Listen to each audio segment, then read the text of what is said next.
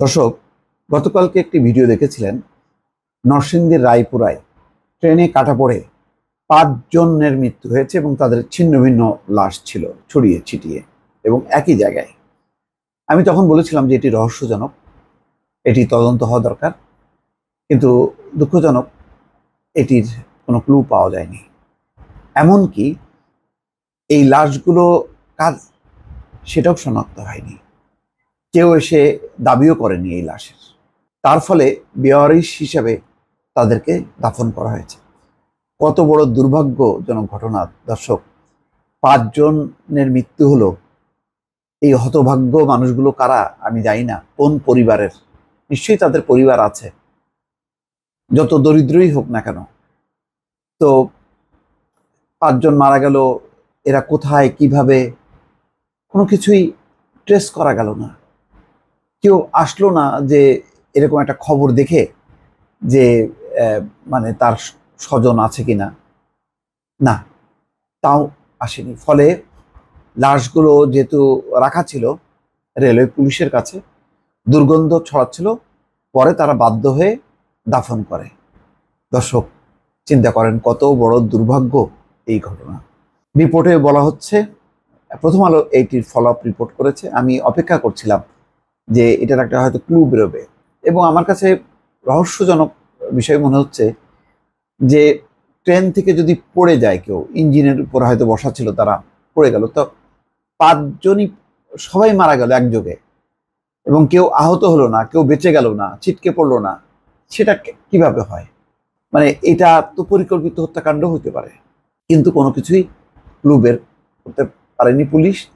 পুরো বিষয়টি পুলিশ বলছে যে তারা অন্ধকারে আছে। নরসিংদীর রায়পুরায় ট্রেনে কাটা পড়ে নিহত 5 জনের পরিচয় পাওয়া যায়নি, ফলে বেওয়ারিশ হিসেবে তাদের দাফন করেছে রেলওয়ে পুলিশ। ময়না তদন্ত শেষে সোমবার রাত 11:30 থেকে আজ মঙ্গলবার ভোর পর্যন্ত নরসিংদী রেলওয়ে পুলিশ ফাঁড়ি সংলগ্ন কবরস্থানে তাদের দাফন করা হয়। এদিকে পুলিশ বলছে এই ঘটনায় এখনো কোনো ক্লু পাওয়া যায়নি, তদন্তে নেমে তারা অন্ধকারে রয়েছেন। গতকাল ভোর 5:30টার দিকে রায়পুরার মেথিকান্দা রেলওয়ে স্টেশন সংলগ্ন কমলপুর এলাকায় ট্রেনে কাটা পড়ে 5 জন নিহত হন। তাদের আনুমানিক বয়স 18 থেকে 25 বছর।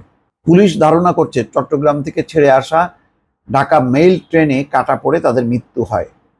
রেলওয়ে পুলিশ বলছে গতকাল দিনভর নিহতদের নাম পরিচয় শনাক্তের চেষ্টা চালানো হয়। পুলিশ ব্যুরো অফ ইনভেস্টিগেশনের সদস্যরা ঘটনাস্থলে গিয়ে মরদেহের আঙুলের ছাপ সংগ্রহ করে, তারপরও তাদের পরিচয় শনাক্ত করা যায়নি। বিকেলে লাশগুলো নরসিংদী সদর হাসপাতালের মর্গে পাঠানো হয়। রাত 10টার মধ্যেই সব লাশের ময়নাতদন্ত সম্পন্ন হয়। গণমাধ্যম ও সামাজিক যোগাযোগ মাধ্যমে ঘটনাটি ব্যাপক প্রচার পেলেও নিহতদের কোনো স্বজন লাশ শনাক্ত করতে এগিয়ে আসেনি। এদিকে দুর্গন্ধ ছড়িয়ে পড়ছিল, অন্যদিকে লাশ শনাক্তের সম্ভাবনাও সীমিত হয়ে যাচ্ছিল। পরে তাদের লাশ বেওয়ারিশ হিসেবে দাফনের সিদ্ধান্ত নেওয়া হয়। এই ঘটনায় গতকাল রাতে ভৈরব রেলওয়ে থানায় মামলা হয়েছে। মামলার তদন্তের দায়িত্ব পেয়েছেন নরসিংদী রেলওয়ে পুলিশের পুলিশ ফাঁড়ির ইনচার্জ উপপরিদর্শক মোহাম্মদ শহীদুল্লাহ। তিনি বলেন, 5 জন একসঙ্গে ট্রেনে কাটা পড়ে নিহতের ঘটনার কোনো ক্লু পাওয়া যাচ্ছে না। ঘটনার কোনো প্রত্যক্ষদর্শী নেই। ঘটনাস্থল থেকে কোনো মুঠোফোন বা ইলেকট্রনিক ডিভাইসও পাওয়া যায়নি। কেমনে হয় এটা? কারো হাতে কোনো মোবাইল থাকবে না?